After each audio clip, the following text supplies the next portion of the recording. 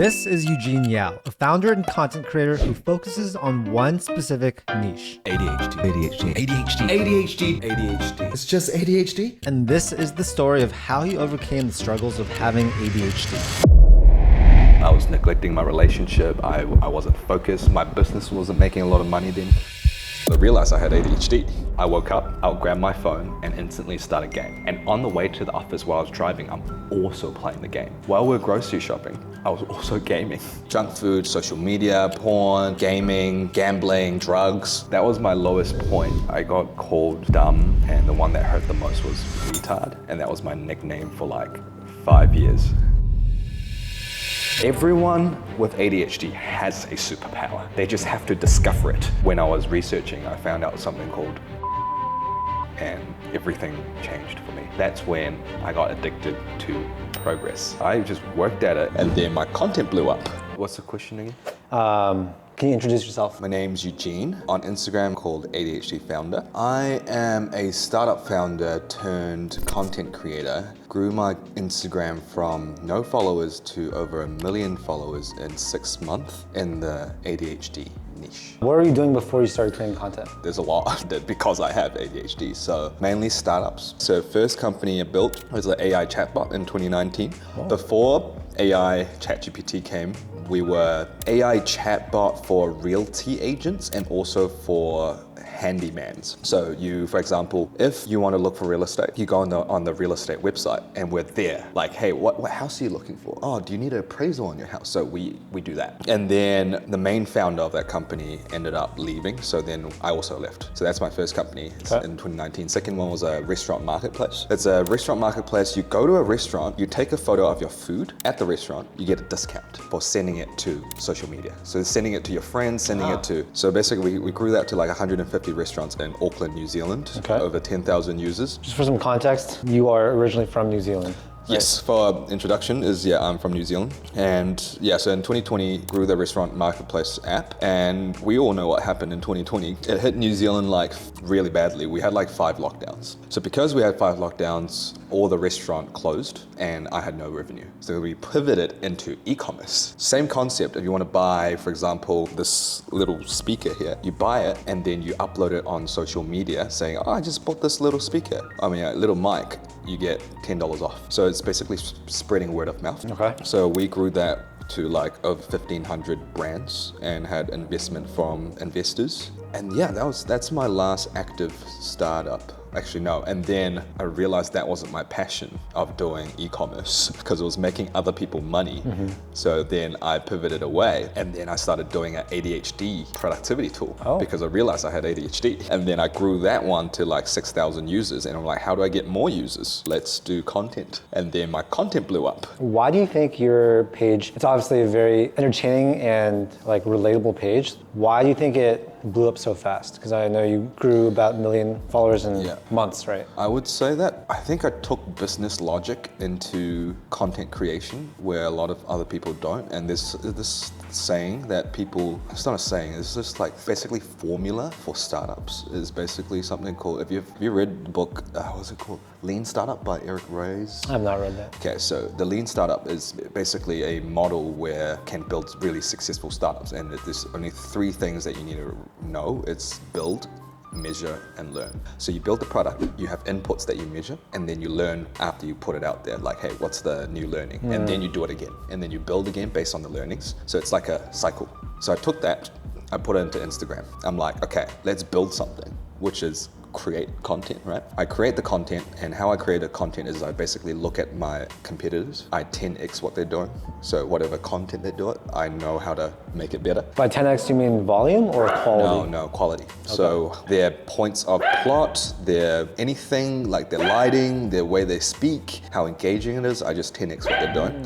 And then I learn from the data. So if I get like 10K views, I'll be like, oh, why did I get 10K? Oh, then the next one is like 100K views. I'm like, oh, okay, there's something that this is popping off. How do I replicate this? And then, so that's basically learn. Yeah, so build and then you measure 10K, 100K, and then you learn from, hey, what did you do that's different? And you repeat it again and again and again until you hit it. How long did it take you to start getting traction on the page? First 2 weeks, no traction, because I was trying multiple things. The next 2 weeks I started getting traction. So the first 3 weeks of doing content, I had no followers. And the last week of that the first month, I got like 10K followers. Okay. And then that was like, oh, okay, something's happening. Something is going right. And I just basically juiced that style of content until I reached like next 100K. And then I'm like, okay, I got to do something different. So I'm just always finding new things. When did you first realize that you had ADHD? I've always had it, but I didn't even know what the term ADHD meant in 2023. So I got diagnosed 27. So because I didn't know ADHD is a thing until 2023, but after understanding what ADHD is, then I realized I had it all along.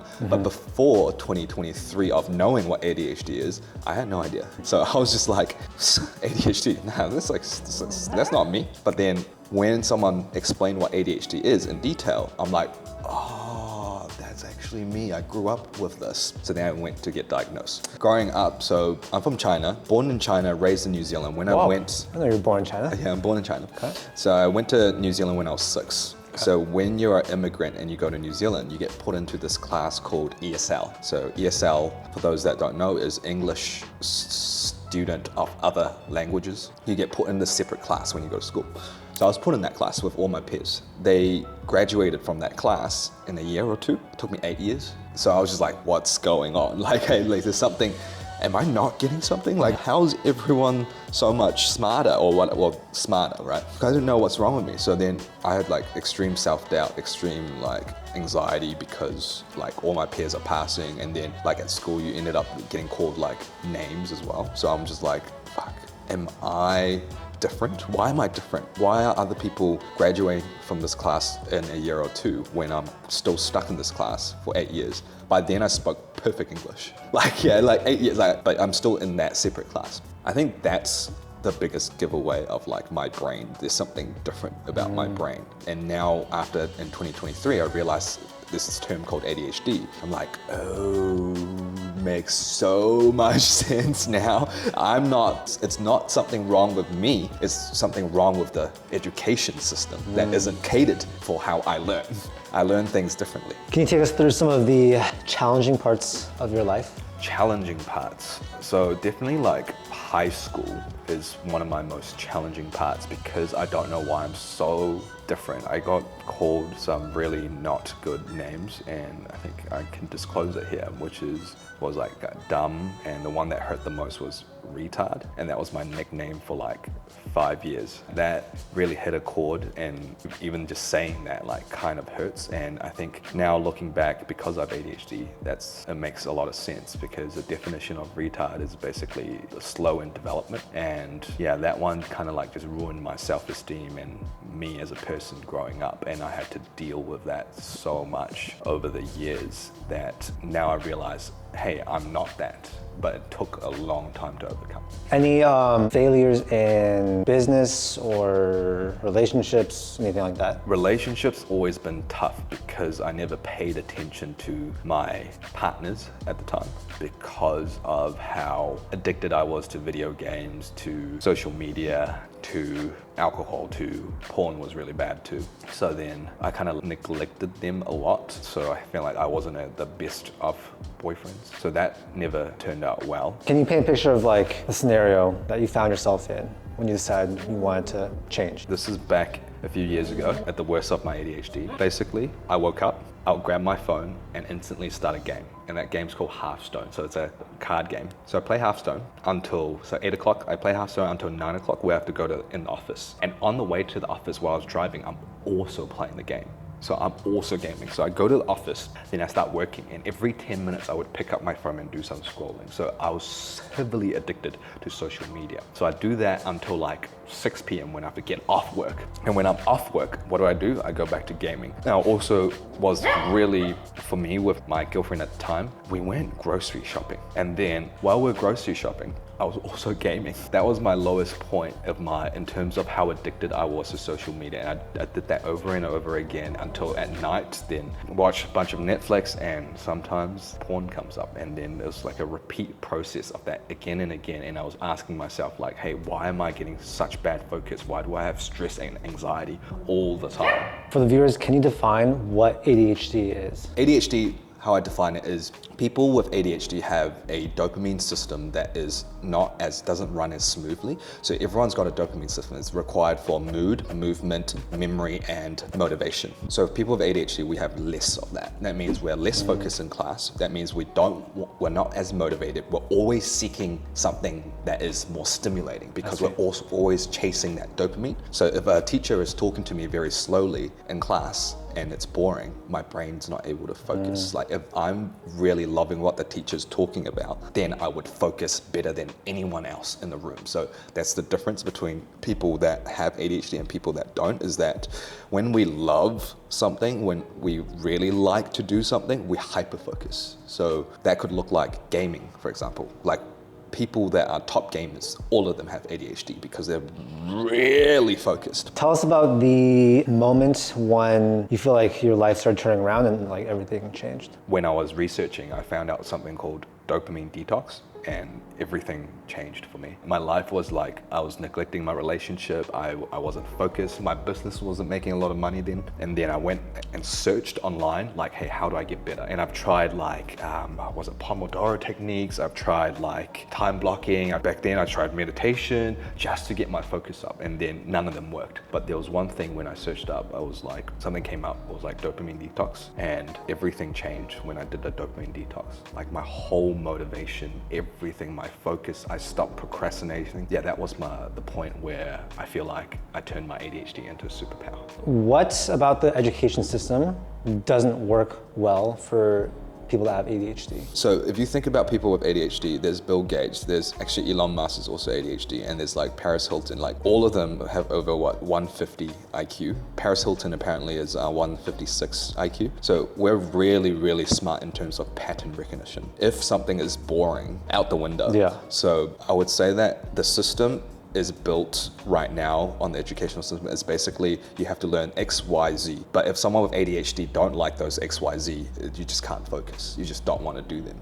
But if someone with ADHD loves one of the subjects, you go really deep. You just basically hyper focus on something. I would guess that Elon Musk would be hyper focused on space or something, and Bill Gates hyper focused on reading books that really get like just digesting all the information. So how the education system failed us is, so people with ADHD is about 5% of the population. The educational system is catered to 95% of the people, which is they're able to follow instructions, follow rules.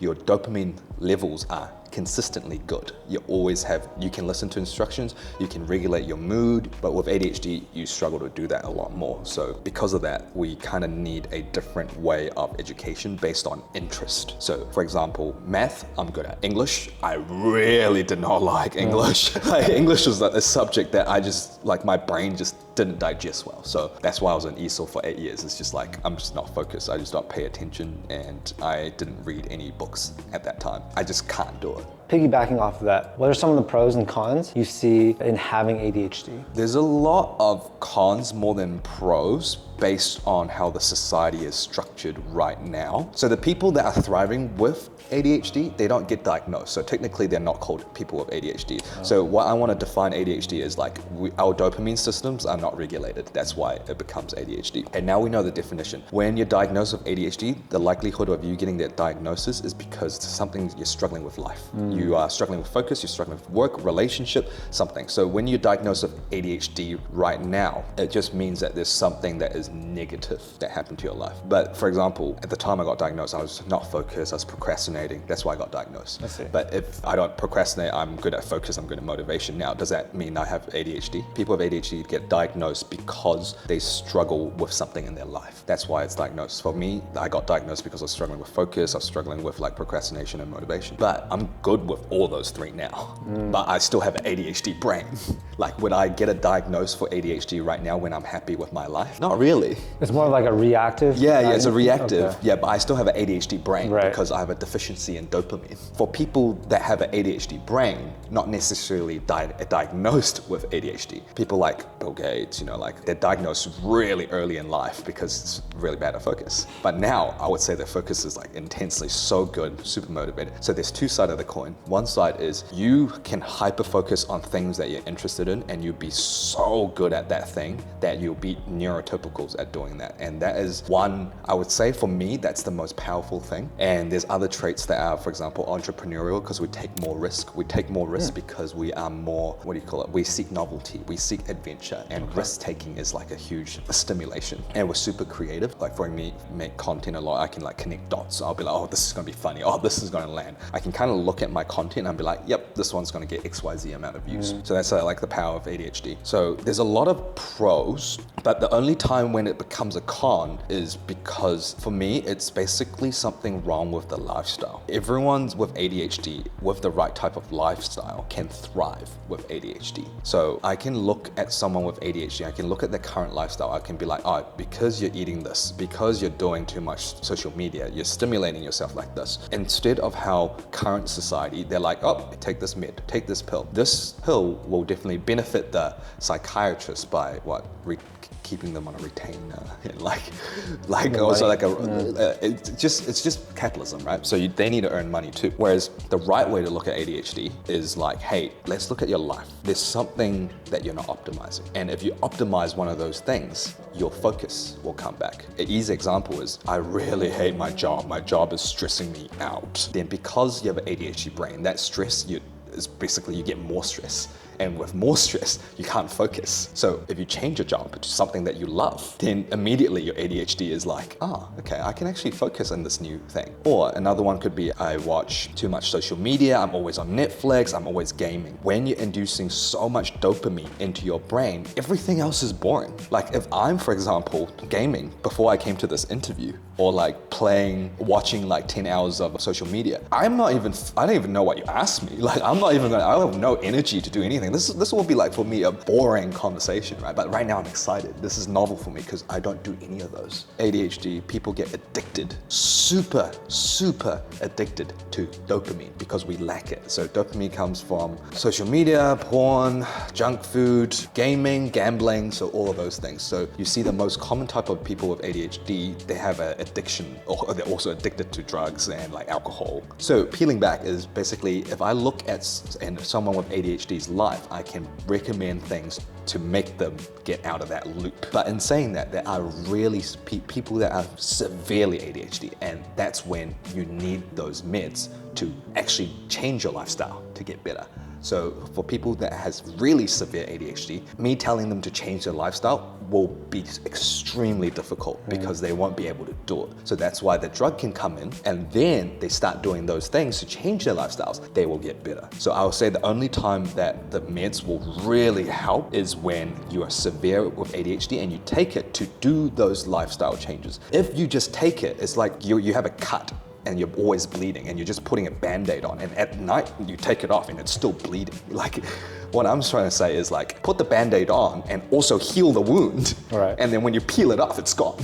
So what's the timeline that most people should take? Like, do they start by changing their lifestyle, or do they start by taking Adderall or those drugs? So it depends on your severity level. So I would say that if the psychiatrist, some psychiatrists will actually give you a lifestyle change. The majority of psychiatrists, they go by the book, which is ADHD equals try this med. Yeah. So what I would say is basically there's something called a dopamine detox. Have you heard of it? Yeah. So it's basically you do a 30-day detox away from anything that gives you dopamine. So that would be junk food, social media, porn, gaming, gambling, drugs, and you do that for 30 days. Things start to change in your brain. So there's actually studies done. So this is crazy. This is not studies done by ADHD, but this is studies done with people who are depressed. So people who are depressed, like a bunch of people who are depressed got put into a hospital. They got put into the hospital. They thought they're getting treated for depression, but instead, every single one of them just did a dopamine detox. So they took away alcohol for these clinically depressed depressed people for 30 days. And then 80% of them are no longer clinically depressed after 30 days. Okay. And this type of concept works for people with ADHD too. Because the problem with ADHD is we have like a really badly regulated dopamine system. So if you're ingesting more and more dopamine, then our baseline dopamine actually goes down lower. So it's harder for us to focus. But if you stop stimulating your brain for 30 days, it goes back up to a level where you become, oh, I can focus again, I feel good. So the easy way to explain this is, in our current society, there's like social media, there's gaming, there's like so much stimulation that we didn't have 100 years ago. So if I were to flick someone that has ADHD back to 100 years ago, where they don't have access to all these addicting, stimulating things, the chances are that ADHD will get a lot better and they'll be able to focus because there's not a lot of distractions. Yeah. So to give you an understanding is I did a dopamine detox, but after I did a dopamine detox, I'm still addicted to dopamine. But what type of dopamine am I addicted to? Progress. So I was addicted to creating content, looking at the results, looking at my follower count, like rising. I was like, whoa, let's go. Productive let's go. stuff. Yeah. Yes, productive, right? So when you detox away from the high spiking instant gratification, you start to get addicted to more progress dopamine. And that's a more sustainable source of dopamine you get because it requires you to put an effort. Like effort, outcome, instead of like, oh, I pull out my phone and I can get dopamine. That's no effort. So you always want effort-based dopamine. That being said, it's easier said than done. How does someone actually detox? Anything that you find enjoyable, you will have to quit. If you love reading books so much, that's actually a source of dopamine. Even though you think reading books might be healthy for you, it's giving you a lot of dopamine. So what you're trying to alleviate from, you're trying to bore out your brain for 30 days. And boredom for a dopamine detox is a sign that your brain is healing. Wow. And that's something that is extremely important that people don't know. For people with ADHD, when you're bored, you immediately want to get your phone out or seek another sort of like stimulation. But people don't know that boredom is a sign that your brain is healing. Be bored for 30 days. Yes, But how- like really be bored for 30 If your days. phone's there, aren't they? I'm just taking the phone. Yeah, so there's something called, you gotta like basically sanitize your environment, meaning that if there's cookies on the table, for example, ADHD brains, they can't control it. When they see cookie, they're like, oh, delicious, yum, I'm gonna grab it because it spikes their dopamine up. Sanitize, so you sanitize your environment, like everywhere, hide any dopamine sources, whatever trigger, whatever cues you to do that dopamine activity, just delete it or sanitize it. Or even like if your friend calls you every Friday to hang out to drink, just tell, hey Bob, I'm doing this dopamine detox, but you can reach out to me in 30 days. So just making sure that everything is set up, your environment is set up so that your brain doesn't have to think. Your brain just knows. So for example, cookie, if you have cookie on the table, you can visually see it. So you'll be like, oh, I want it. But if you take it away, there's no visual cues anymore. People with ADHD forget things really fast. You just forget the fact that you want to need cookies. If someone has ADHD, how can they use it to make more money? First, definitely do a dopamine detox. So that's step one. Step two is once you do a dopamine detox, you'll find out what your heart really wants because you're away from distractions. I'll give you an example. If I tell someone with ADHD, what do they love doing right now? Video games, like I love all the things that are distractions, they'll think that that's what they love. But really, if you detox away from all these stimulations, you'll really look inside you and then you'll be like, oh, I actually really like this. And then when you get that, that's when you become really productive. So there's something called Ikigai. Do you know about Ikigai? Yeah. So Ikigai is what you love. There's 4 quadrants. Quadrant 1 is what you love. Second quadrant is what you can get paid for. Third is what the world needs. And fourth is what you're good at. So if you combine all the 4 together, that's when you reach your Ikigai. So what's called like Dharma, which is your calling basically. So if you look at mine, right? For me is what I love. So content creation, love that. What I can get paid for, content creation can get paid for. What the world needs, I'm helping people with ADHD get better with their symptoms, get better, like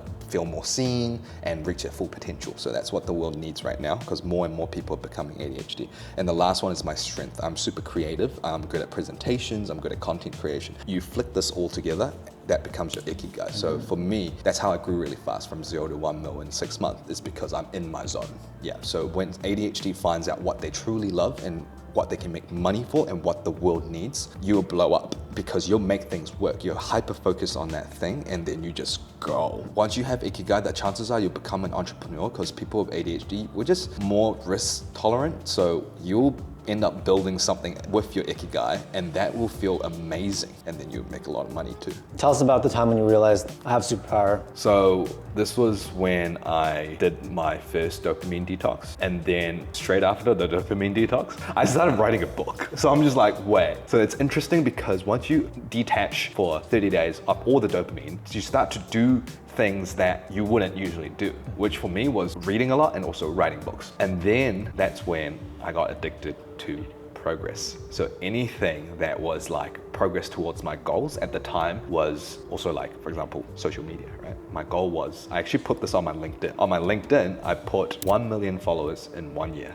before I started social media, and everyone saw it. I thought it was an impossible task, but I was up for the challenge. I thought, oh, maybe I'll just get like 500K at the end of the year, and that's like, it's good enough for me. And damn, yeah, I just worked at it and I got 1 million followers. Actually, I got 1 million followers across my channels in less than 4 months, but 1 million followers on Instagram in 6 months. So that's when I realized, wow, ADHD is a superpower because once you're addicted to the right type of dopamine, you just go. What are some industries or careers that people with ADHD tend to be really good at? Anything that's problem solving skills, anything that's creative. So software development, which is my background in software, I think I didn't mention. So software development is basically, you have a problem, you're trying to solve it with code and you're just trying to solve it efficiently. So that is good with people with ADHD. Any sort of creative work, I would say that's really good. I would say the best is still entrepreneurship because you get enough stimulation, you're not working for someone else. We hate being micromanaged. We hate being told what to do. We love flexibility and freedom based on how much effort and how much time we can put in something. Because sometimes we wake up moody and we just don't want to work, but we can't. I think the best is still going to be working for yourself.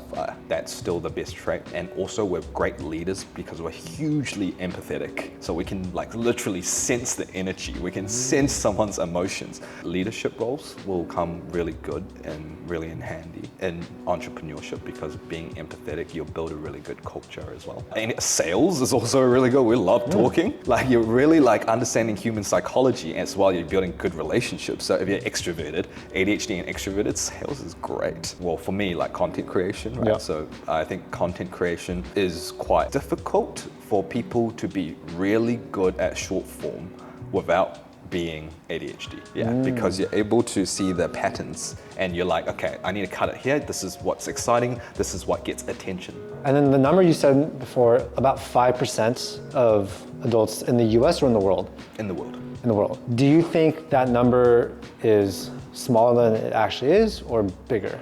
I think the amount of people that actually have ADHD is about 5%, but the amount of people that mimic the symptoms of ADHD, way bigger than that. If we're talking about spectrum, more than 20% have ADHD because of how social media is controlling our brains and stimulating the brain. So the people that aren't born with actual ADHD, they start to mimic these symptoms. It's sort of like they're lazy in finding real dopamine. They're getting too addicted to the fake dopamine. Yes, it's basically, so it's called like cheap dopamine, right? So what does cheap mean? It's instantly accessible, instant gratification. So anything that is instant, you open up a laptop, you get dopamine. You open up a TV, Netflix, you get dopamine. Open porn, gaming, you get dopamine. So because these things are so accessible right now, it controls our brain and be like, hey, well, I'm bored right now. Why not I do that thing? And the more you do it, you become a dopamine deficit state. So what's dopamine in charge of? Movement, mood, memory, and motivation. So now you think you have a lower baseline dopamine, you have a lower mood, so you get more mood swing. You have less movement, so you don't want to get up from bed. You just want to chill in bed, you just want to lie down. Motivation, so you don't want to do things as well.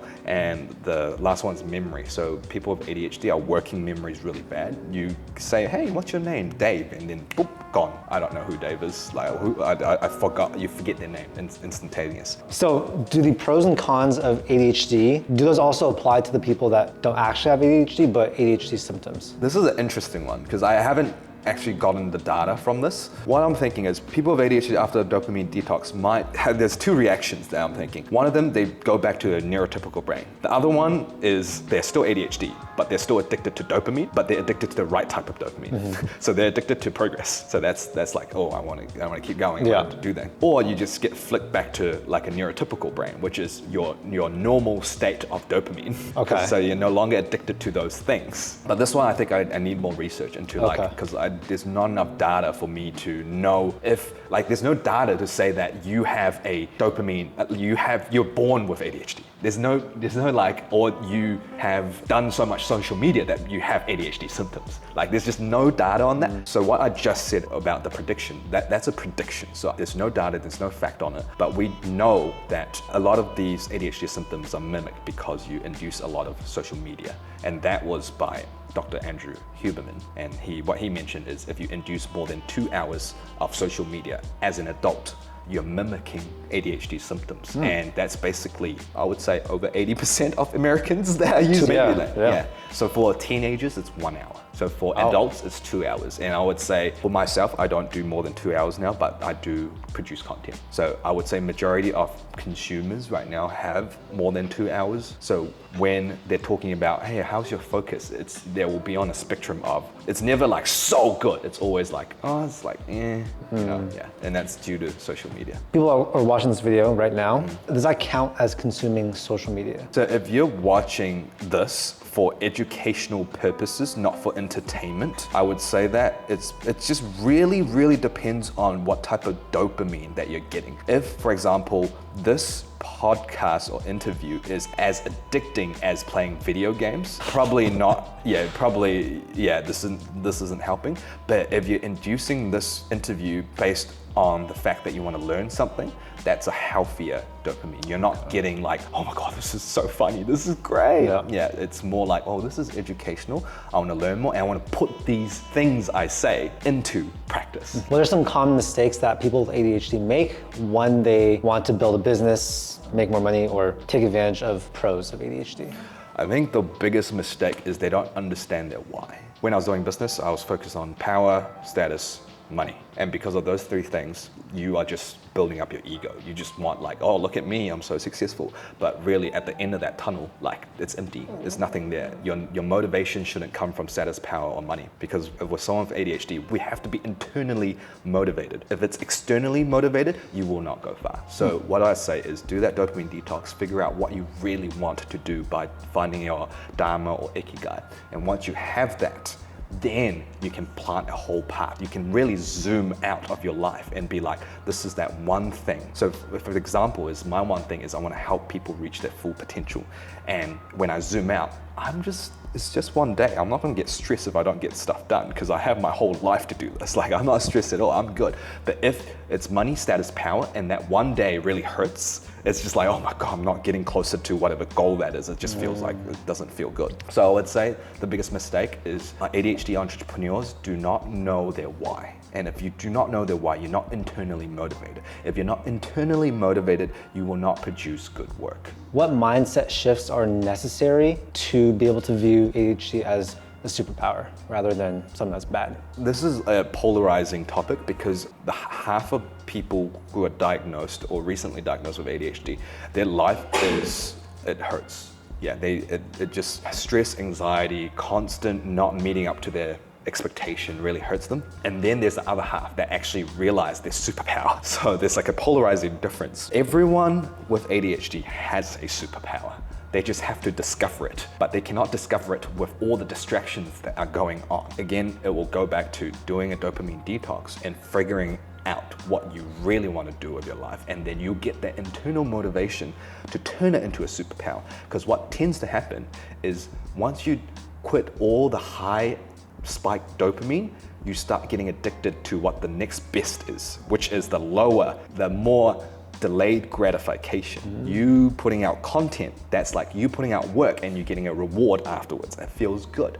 So if, for example, I want to be I used to play games, I used to scroll social media, eat junk food, do everything basically to stimulate my dopamine. But now I cold shower every day, I meditate every day, I exercise every day. I do all the things to get the dopamine, but in a different way. And because of that, becomes a superpower. Because I'm focused, my energy, everything is focused on the right type of dopamine, which was an effort-based dopamine. So if you put effort in, for example, I go for a run. I think, wait, this is to the audience. If you guys go for a run, guess what happens after the run? Euphoric high. You feel good after a run. That's your dopamine going up. So the more effort-based dopamine that you do, the more higher your dopamine levels get. So for me, I'm addicted to effort-based dopamine. That's a natural way to get dopamine. So how you turn ADHD into a superpower is you got to realize where you're at with your dopamine level.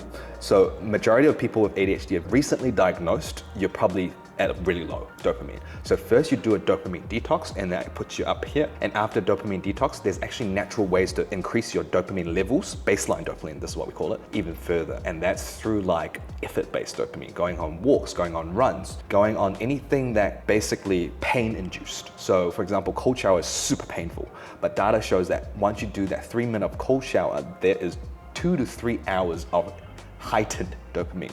Same thing for a run. When you're running, it's actually toxic for your cells when you're running. But after you run, you get that dopamine spike again. So once you do that, you do a dopamine detox and then you figure out what type of if you like exercise, do exercise. If you like dancing, that's also effort-based dopamine, everything. Then you have high amounts of dopamine. Now, whatever you want to do for your internal motivation, you will succeed at because you want to be the best, fastest growing content creator. You'll get that. You want to be an entrepreneur that helps XYZ. You will get that because you have so much motivation, so much focus, no procrastination. So that's how you turn it into a superpower. Is it possible for someone to get addicted to effort-based dopamine, but then revert back to the fast dopamine? How do you prevent that? Yes, the prevention is basically finding your ikigai. So I would say if you don't find your ikigai or your dharma, especially your calling in life. If you have the calling in life, for example, my calling in life right now is I know for a fact that in 10, 20, 30, 50, 60 years, I'll be helping so many people reach their full potential. For me, that full potential is I want to help them with mental health. If I revert back right now, I would be basically, a lot of people are not going to get served. And that is more painful to me. So once you have the ikigai, you know what the world needs. Yeah. For example, if you revert back to cheap dopamine, it's gonna hurt you so much. And another way to say it actually helps a lot is if you think about everyone that has ADHD has been eating burgers every single day. It's greasy burgers and they love it. And then they do a dopamine detox. They eat 30 days of clean salad. When they go back to eating that burger, it'll be like, oh, this is greasy. In that context, you won't actually relapse. Okay. But you will relapse if you eat everyday burgers and you just eat a salad for 3 days. You'll want to relapse. You don't give your brain enough time to rewire itself to not like that high dopamine spike. Wow. Yeah. So 2 things is dopamine detox, finding out your why, and those things should stabilize. And then you won't have to relapse back because when you try that thing, it's like, oh, I've quit porn, I've quit video games, I've quit basically anything that gives me easy access dopamine so that I can perform at a higher level. What tools do you use in your day-to-day life that help you? So I wake up in the morning. As soon as I wake up, I, in my head, say 3 things I'm grateful for. That's extremely important because you want to start out your day being happy and not anxious or not stressed. So for example, this morning I was like, I just moved to Irvine. I'm like super grateful that I moved to Irvine. Yeah, and like, I just think of 3 things. It could be like, hey, I'm extremely happy, not extremely, I'm happy that I have this bed to sleep on. Or like, hey, I have AC to keep my room cool. Like if you think about it, 100 years ago, there is no AC to keep your room cool. If you're in hot weather, you just have to struggle with it. So there's everything you can be grateful for. And then I drink 500 milliliters of water while you look at the sky next to the sun and you ingest sunlight into your, not direct sunlight, indirect sunlight, because that gives you more cortisol and kind of wakes you up. So when your sleep cycle we know about the circadian rhythm. It tells your circadian rhythm, hey, this is the morning. So when it hits night, you start producing more melatonin, which is better for sleep. And then I go into a 10-minute meditation. So this mindful meditation basically keeps me present, keeps me calm, and trains the prefrontal cortex as well. So the prefrontal cortex is responsible for focus. It's like when you have a lot of thoughts jumbling, that's when you have a weak prefrontal cortex, which everyone with ADHD has. So to strengthen your prefrontal cortex, you have to focus. So every time you have a thought, you peel it back to your nose, you peel it back to your current now. And then after meditation, I either go for a walk or a run to get some more movement in, and then I do a cold shower. So this whole routine probably takes like less than 45 minutes, but then it's so good because I have so much dopamine ready to tackle on the first 4 to 5 hours of my day, which I consider as deep work. And then the rest of the day will become like for conversations, anything like meetings, anything. So I think the tools is basically knowing when your dopamine levels are high, what type of activities you should be attaching those for. If you, for example, have really good motivation in the morning and you're just messing around and like having fun, you're wasting that energy where it can be put to really good work. In terms of time productivity, besides just having like your set routine in the morning and time block, what other stuff can people do? There's also diet. I fast every day, intermittent fast. So I do like 17 hours no food and 7 hours with food. So I eat after 1 p.m. I eat after 1 p.m. for lunch, and then I finish dinner by 8 p.m. So that's a 7-hour window. And then I don't eat anything until the next 1 p.m. And data has proven, this is scientifically backed, saying that it helps with mental clarity. It helps basically with like a lot of like, because I also get like anxiety as well. So it also helps with anxiety, it helps with sleep, it helps with basically everything, like just a lot of mental stuff. Diet is really important. Another one is sleep. Sleep, oh my God. I can go into these for hours. That's why I like throw events to like make sure I cover every single topic. The sleep is basically, I tape my mouth every night. Oh, wow. Yeah, so you tape your mouth. I've been taping it for 3 years. If you breathe through your mouth, I'm a mouth breather. If you breathe through your mouth, you're getting less oxygen and you're waking up more foggy. In return, you're getting more ADHD. There's another one is some people get ADHD because they breathe through their mouth. And that's also scientifically proven as well. Okay. And also, if you have sleep apnea, the chances of you having ADHD also increases because sleep apnea is basically you're snoring so much and that your airways get blocked and then you wake yourself up a little bit. So you go because you can't breathe, and then that means you're not getting enough oxygen to your brain again, and you wake up tired, you wake up really fatigued, and that also mimics ADHD. So basically, ADHD is just 9 questions. And if you answer a lot of these questions on, oh yeah, I often am not focused, you have ADHD, right? So also, if you have really bad sleep, that also mimics ADHD too. So make sure you get your sleep nailed down. I keep my temperature at 65 Fahrenheit. Oh, that's cool. That's very important for like getting into deep sleep. Don't do any social media, any device after an hour before you sleep. I take magnesium before I go to bed. I also read a book before just to unwind as well. I will say the most important is sleep consistency. So if you sleep at 10, sleep at 10. Don't go over 10 o'clock.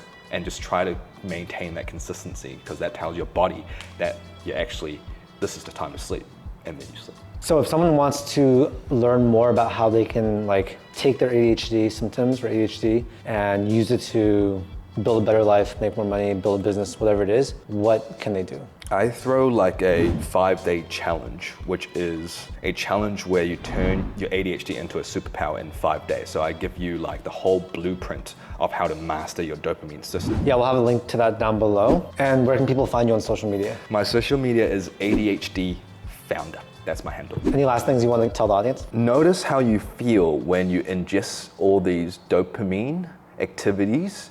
You tend to crash, and if you do, and you really are self-aware about that, you would want to stop that activity so that you get better focus over time and do a dopamine detox. Thank you so much, man. It's been Thanks for having me. Very insightful. I'm definitely going to take some of these things and apply them in my own life.